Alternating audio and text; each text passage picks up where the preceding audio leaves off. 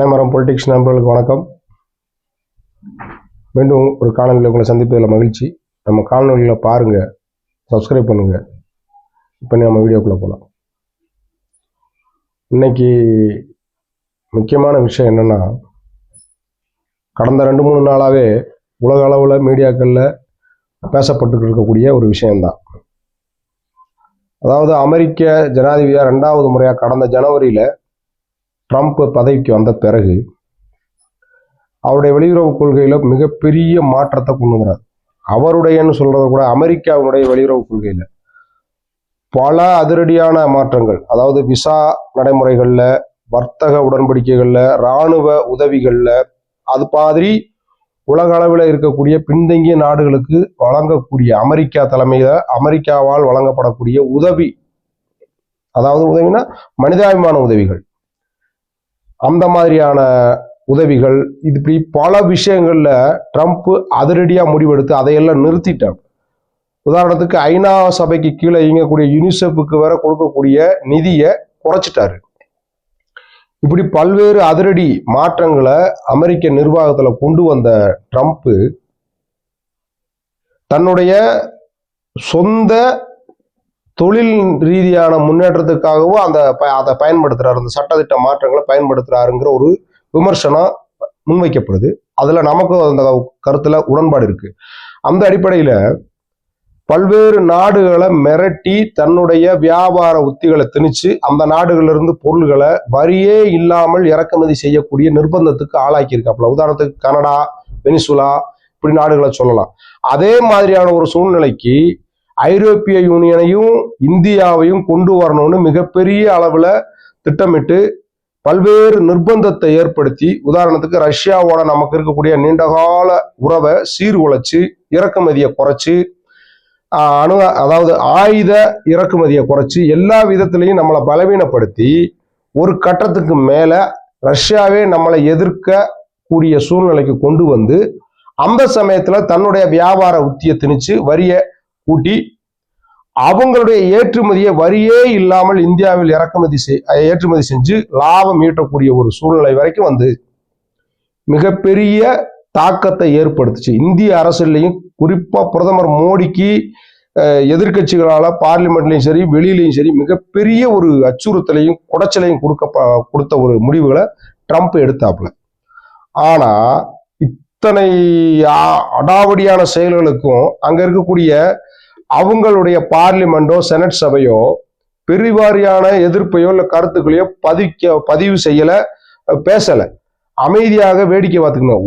இன்னும் 2 செனட்டர்கள், எம்பிக்கள் மட்டும்தான் இது தவறான முடிவு, இது இந்தியாவுக்கு மட்டுமில்ல, உலக நாடுக்கு மட்டுமில்ல, அமெரிக்காவுக்கே இது பாதகமா முடியும் எதிர்காலத்துல, இப்படிப்பட்ட மாற்றங்களை அதிரடியா செயல்படுத்துறது தவறு, இதை அலசி ஆராய்ஞ்சு பார்லிமெண்டுடைய ஒப்புதலோட தான் இந்த திட்டங்கள் எல்லாம் செயல்படுத்தணும், வரி முறைகளை மாற்றி அமைக்கணும் அப்படின்னு சொன்னதை இவர் உதாசீனப்படுத்தி அதிரடியா செயல்பட்டார். அதாவது உலகத்துல தனக்கு கீழே தான் எல்லாமே, உலகமே என்னுடைய காலடிக்கு கீழே இருக்கு, உலக நாடுகள் எல்லாத்தை விடவும் நான் தான் உயர்ந்தவன், நான் சொல்றதுதான் இந்த உலகத்துல நடக்கணும் அப்படிங்கிற மிகப்பெரிய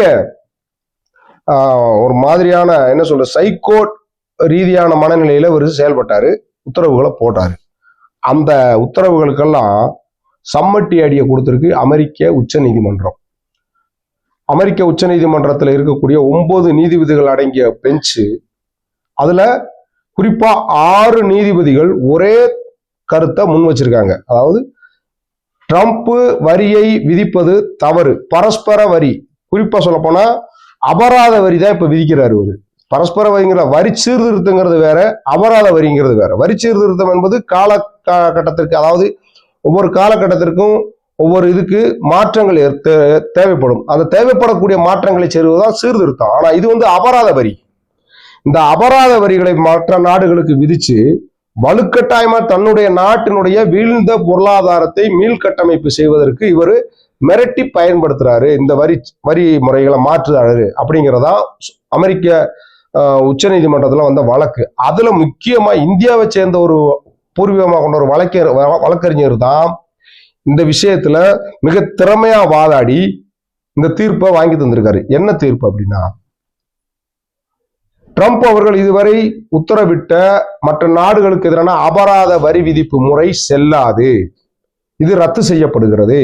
இனி அந்தந்த நாடுகள் பேச்சுவார்த்தை மூலம், குறிப்பா அமெரிக்க ஜனாதிபதியா இருக்கக்கூடிய ட்ரம்ப் எந்த ஒரு வரி சீர்திருத்தத்தையும் முக்கியமான முடிவுகளையும் எடுப்பதற்கு முன்னாடி அமெரிக்க பாராளுமன்றத்துல மசோதா தாக்கல் செஞ்சு விவாதம் நடத்தி அந்த பார்லிமெண்டினுடைய அனுமதியை பெற்றுத்தான் இந்த வரி சீர்திருத்தங்களை நடைமுறைப்படுத்த முடியும். அதற்கு மட்டும்தான் சட்ட அதிகாரம், அனுமதி இருக்கு, அங்கீகாரம் இருக்குன்னு சொல்லிருச்சு. அப்ப இதுவரைக்கும் பேசப்பட்டு வந்த அபராத வரி, எல்லா நாடுகளுக்கும் விதிக்கப்பட்ட வரி, அபராதத்துக்கு அபராத வரி, இப்படி தன்னுடைய பேச்சை கேட்காத நாடுகளுக்கெல்லாம் விதிக்கப்பட்ட கட்டுக்கடங்காத வரிகள்லாம் அப்படியே இல்லாம போயிடுச்சு. அப்ப ட்ரம்பினுடைய இந்த ஒரு வருட கால ஆட்சியில அவர் எந்தெந்த முடிவுகளை எல்லாம் வரி சம்பந்தமாக, இறக்குமதி ஏற்றுமதி சம்பந்தமான முடிவுகள், அதாவது உத்தரவுகள் எல்லாமே காலாவதி ஆயிடுச்சு. அதனால கடந்த 2 நாளுக்கு முன்னாடி இந்தியாவும் அமெரிக்காவும் ஒப்புதல் பெறப்பட்டு கையெழுத்திடப்பட வேண்டிய ஒப்பந்தம் நிறுத்தி வைக்கப்பட்டது. உலக அளவுல எல்லா நாடுகளும், அதுதான் இங்க முக்கியம், எல்லா நாடுகளுமே அமெரிக்காவுடனான தங்களுடைய வரி சீரமைப்பு அல்லது அபராத வரியை ஏற்றுக்கொண்டு கையெழுத்திடக்கூடிய சூழ்நிலையை தள்ளி வச்சிருச்சு. ஐரோப்பிய யூனியன் ஒருபடி மேல போய் என்ன செஞ்சிருச்சுன்னா, அந்த உத்தரவுகளை, அதாவது அமெரிக்காவுடன் செய்து கொள்ளப்பட வேண்டிய இந்த வரி சீர்திருத்த நடைமுறை ஒப்பந்தங்களை எல்லாம் சஸ்பெண்ட் பண்ணிருச்சு. அதான் முக்கியம். அப்போ அமெரிக்க ஜனாதிபதியா இருக்கக்கூடிய ட்ரம்பினுடைய அடாவடிக்கு உலக நாடுகள் யாருமே மணி கட்டல. அந்த நாட்டில் இருக்கக்கூடிய உயர்ந்த அதிகார அமைப்பா இருக்கக்கூடிய உச்ச நீதிமன்றமே மணி கட்டிருச்சு. அதுதான் இங்க முக்கியமான விஷயம். அப்போ வாளெடுத்தவன் வாளால் சாவான்னு நம்ம ஒரு பக்கம் பழமொழி சொல்லுவாங்க. அதாவது அதிரடியான முடிவுகளை எடுக்கிறேன், அமெரிக்காவை முன்னேற்றுகிறேன் அப்படின்னு சொல்லி எடுக்கப்பட்ட முடிவுகளால உண்மையிலேயே அமெரிக்க மக்களுக்கு தான் என்ன சொல்றது, காஸ்ட் ஆஃப் லிவிங், அதாவது வாழ்க்கை செலவு முறை கூடி இருக்கு. உதாரணத்துக்கு நான் ஏற்கனவே பல காணொலிகளில் சொல்லியிருக்கேன், இந்தியாவிலிருந்து இறக்குமதி செய்யக்கூடிய பொருளுக்கு அதிகமான வரியை அமெரிக்க நிர்வாகம் விதிச்சா அந்த இறக்குமதி செய்யக்கூடிய நிறுவனம் அந்த வரியை அந்த பொருள் மீது தான் வைக்கும். அந்த வரியையும் சேர்த்துத்தான் அந்த பொருளை சந்தைப்படுத்துவாங்க. அப்ப அதை வாங்கும்போது ஏற்கனவே வாங்கிய விலையிலிருந்து பல மடங்கு அதிக விலை கொடுத்து அமெரிக்கர்கள் வாங்க வேண்டிய சூழ்நிலை ஏற்படும். அப்ப இந்த வரி சீர்திருத்தங்களால, இந்த அபராத வரி விதிப்புகளால உண்மையிலேயே பொருள்களை ஏற்றுமதி செய்யக்கூடிய நாடுகளுக்கு சில பல சங்கடங்கள் இருந்தாலும் ஏற்றுமதி குறையும் அப்படிங்கிற தவிர நஷ்டம் வராது. ஆனா அமெரிக்க மக்களுக்கு விலைவாசி கடுமையா உயர்ந்து அமெரிக்கருடைய வாங்கும் சக்தி குறைஞ்சிரும். அப்ப அவர்களுடைய என்ன சொல்றது, அந்த ஒரு பண சுழற்சி முறை குறைஞ்சிரும். அப்ப அமெரிக்காவுடைய பொருளாதார நிலை மந்த நிலையை அடைஞ்சிரும். இந்த அடிப்படையான அறிவு கூட இல்லாம நீங்க மாட்டுக்கு வந்தீங்க, உத்தரவா போட்டுக்கிட்டு போறீங்க, நீங்க பெரிய ஆளுதான் ஒத்துக்கிறோம். ஆனா நீங்க செய்யக்கூடிய சீர்திருத்தங்கள் எல்லாமே அமெரிக்காவுடைய தலையில தான் வந்து இடியா விழுகுது அப்படின்னு அமெரிக்க உச்ச நீதிமன்ற நீதிபதிகள் 9 பேர் அடங்கிய நீதிமன்ற அந்த நீதிபதிகள் குழு கிட்டத்தட்ட 6 பேர் இந்த உத்தரவை ரத்து செஞ்சிருக்காங்க. அப்ப அது சட்டம் ஆயிடுச்சு. இனி அதுக்கு மேல ஒரு உத்தரவு இல்லை. அதனால மறுபடியும் ஒரு கடைசி முயற்சியா 1975 கொண்டு வரப்பட்ட ட்ரேட் யூனியன், அதாவது ட்ரேடிங் சட்டப்படி அமெரிக்க அதிபருக்கு கூடிய உச்சபட்ச அதிகாரத்தை வச்சு கிட்டத்தட்ட 15% வரியை விதிக்கலாம் அப்படிங்கிற ஒரு வாய்ப்பு. அதுவும் அதுக்கு என்ன காரணமா இருக்கணும்னா, அமெரிக்கா உண்மையிலே பொருளாதாரத்துல வீழ்ச்சி அடைஞ்சு திவாலாகக்கூடிய நிலை இருக்கணும், அல்லது எமர்ஜென்சி நிலையா இருக்கணும். மற்ற நாடுகளால அமெரிக்க நிறுவனங்கள் திவாலாகணும், அந்த நாட்டுல பொருளாதார சுணக்கம் ஏற்படணும். அது வந்து எமர்ஜென்சி, அதாவது எக்கனாமிக்கல் எமர்ஜென்சின்னு சொல்றாங்க. அப்படிப்பட்ட ஒரு இக்கட்டான சூழலை வந்தா மட்டும்தான் அந்த சட்டப்பிரிவை பயன்படுத்தி இந்த மாதிரியான அதிகப்படியான அபராத வரிகளை விதிக்க முடியும். அப்படி ஒரு சூழ்நிலை இன்னைக்கு அமெரிக்காவில் இல்லை. அதனால அந்த சட்டத்தின் அடிப்படையில் பிறப்பிக்கப்பட்ட உத்தரவுகளும் நிலை நிற்காது. அப்படியே அந்த உத்தரவு, எமர்ஜென்சி உத்தரவு பிறப்பிக்கப்பட்டாலும் அது 150 நாளுக்கு தான் செல்லுபடியாகும். திரும்பவும் 150 நாளுக்கு பிறகு அந்த சட்டம் நிலுவையில் நடைமுறையில் இருக்கணும்னா அமெரிக்க பார்லிமெண்ட்ல விவாதத்துக்கு வச்சு சட்ட அங்கீகாரம் பெறணும்.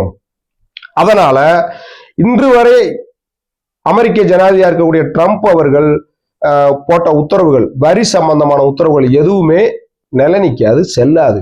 அதனால நீங்க இந்த உத்தரவுகளை இப்பவே உடனடியா நீக்கிடணும் அப்படின்னு அமெரிக்க உச்சநீதிமன்ற நீதிபதிகள் உத்தரவு போட்டாங்க. அதனால மக்கள் மத்தியில, மக்கள்னா யாரு, உலக நாடுகள்ல அமெரிக்காவுடைய வர்த்தகத்தை அதிகப்படியா செய்யக்கூடிய நாடுகள்ல மிகப்பெரிய ஒரு எழுச்சி ஏற்பட்டிருக்கு. அந்த நாடுகள்ல இருக்கக்கூடிய பங்கு வர்த்தகங்கள்ல மாற்றம் ஏற்பட்டிருக்கு, விலைவாசிகள்ல மாற்றம் ஏற்பட்டிருக்கு. அமெரிக்காவுக்கு ஏற்றுமதி செய்யக்கூடிய நிறுவனங்களை இந்த நாடுகள்ல அபராத வரியை விதிக்கப்பட்ட நாடுகள் இருக்கக்கூடிய நிறுவனங்களுடைய உரிமையாளர்கள் மத்தியில மிகப்பெரிய ஒரு மன நிம்மதி ஏற்பட்டிருக்கு. அப்படிப்பட்ட ஒரு சூழ்நிலையை இன்னைக்கு அமெரிக்க உச்ச நீதிமன்றம் ஏற்படுத்தி இருக்கு. இதுல இருந்து நாம் என்ன தெரிஞ்சுக்கணும்னா, ஒரு நாட்டினுடைய தலைவனா இருக்கக்கூடியவர் அந்த நாட்டை முன்னேற்றுவதை மட்டும் ஒரே பார்வையா வச்சு செயல்படக்கூடாது. அது மட்டும் இல்ல, உலக நாடுகளுடைய ஒட்டுமொத்த ஒத்துழைப்பையும் பெற்று தாங்கள் நாட்டில் இயற்றப்படக்கூடிய சட்டங்களும் திட்டங்களும் எல்லாருக்கும் பயன்படக்கூடிய வகையில், ஏன்னா இன்னைக்கு உலகமே சுருங்கி கிராமமா இருக்குன்னு நம்ம ஏற்கனவே சொல்லியிருக்கோம். அப்படிப்பட்ட சூழ்நிலையில ஒவ்வொரு நாட்டிலையும் இயற்றப்படக்கூடிய அல்லது கொண்டு வரக்கூடிய மாற்றங்கள், சட்ட திட்டங்கள் எல்லாரையும் பாதிக்கக்கூடியதா இருக்கும். அப்ப அந்த இதையெல்லாம் சீர்தூக்கி பார்த்துதான் செயல்படுத்தணும் அப்படிங்கிற ஒரு வழிமுறையை சுட்டிக்காட்டி இருக்கு அமெரிக்க உச்ச நீதிமன்ற தீர்ப்பு. இது குறிப்பா இந்தியாவில் இப்போ இருக்கக்கூடிய மோடி அரசுக்கு மிகப்பெரிய நிம்மதியை கொடுத்திருக்கு. ஏன்னா அடுத்த 5 வருஷத்துல கிட்டத்தட்ட $500 பில்லியன் அளவுக்கு இறக்குமதியை செய்வதற்கு இந்தியா ஒப்புக்கொண்டிருந்தது. அந்த $500 பில்லியன் இறக்குமதியும் வரி இல்லாமல் அமெரிக்கர்கள் ஏற்றுமதி செய்யலாம் இந்தியாவுக்கு. ஆனா இந்தியாவிலிருந்து ஏற்றுமதி செய்யப்படக்கூடிய பொருட்களுக்கு 18% வரியை அமெரிக்கா விதிச்சிருக்கு. அதை ஒப்புக்கொண்டு கையெழுத்திடக்கூடிய சூழ்நிலையில தான் கையெழுத்திடப்பட வேண்டிய 2 நாட்களுக்கு முன்னதாக அமெரிக்க உச்ச நீதிமன்றம் இப்படி ஒரு அதிரடியான தீர்ப்பை வெளியிட்டு மிகப்பெரிய பிரச்சனைகள் இருந்து இந்திய அரசியல்வாதியாக இருக்கக்கூடிய நரேந்திர மோடியும் பிரதமரையும் காப்பாத்திருக்குன்னு தான் சொல்லணும். அது மாதிரி எல்லா உலக நாடுகளையும் அமெரிக்க வரி பயங்கரவாதத்திலிருந்து அமெரிக்க உச்ச நீதிமன்றமே காப்பாத்தி இருக்கு. இது மிகப்பெரிய ஒரு அதிரடியான ஒரு மாற்றம். இந்த மாற்றம் எதை சொல்லுதுன்னா, நான் அப்படிங்கிற எந்த முடிவையும் எடுக்கக்கூடிய ஒரு தனி மனிதனோ ஒரு நாட்டினுடைய அதிபரோ மிக நீண்ட காலத்துக்கு அந்த தான் அப்படிங்கிற அந்த பெருமையை தக்க வைத்துக் கொள்ள முடியாது. அப்படி தக்க வைத்துக் கொள்ள வேண்டும் என்றால் உலக நீரோட்டத்தோட ஒத்து போகலைன்னா இப்படிப்பட்ட தனிமைப்படுத்தப்படக்கூடிய சூழ்நிலை ஏற்பட்டு உலக மக்கள் மத்தியில, உலக நாடுகள் மத்தியில, உலக நாட்டு தலைவர்கள் மத்தியில மிகப்பெரிய தலைக்குனிவை சந்திக்க நேரிடும் அப்படிங்கிறது இன்னைக்கு ட்ரம்புக்கு எதிராக அந்த நாட்டு உச்ச நீதிமன்றம் கொடுத்திருக்கக்கூடிய தீர்ப்பு முக்கியமா உணர்த்துது. நன்றி.